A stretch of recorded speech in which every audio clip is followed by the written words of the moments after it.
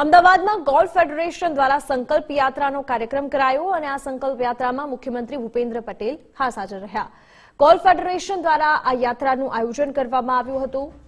ગ્રામજનો ગોલ્ફ તરફ વધારે આકર્ષાય તે હેતુથી આ આયોજન કરવામાં આવ્યું હતું.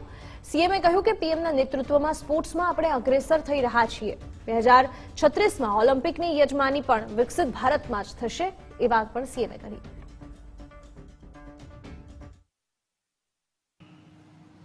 ભારતના સ્ટાર્ટઅપ થી લઈ સ્પોર્ટ્સ સેક્ટરમાં ભારતને યુવા શક્તિના સહારે આગળ લઈ જવાની અપીલ કરી છે. તેમણે ખેલે તે ખીલેના ભાવ સાથે ફિટ ઇન્ડિયાનો મંત્ર આપ્યો છે. ગોલ્ફ રમત ફિટનેસ, સ્કિલ અને સ્કેલ માગી લેતી રમત છે. ગોલ્ફ ફેડરેશન ઓફ ઇન્ડિયા દ્વારા અમદાવાદના આંગણે ગોલ્ફ ટુર્નામેન્ટ યોજાઈ છે. આ સ્પર્ધા અને ફ્લેગશિપ ઇવેન્ટની સફળતાઓની હું ખૂબ શુભકામનાઓ પાઠવું છું.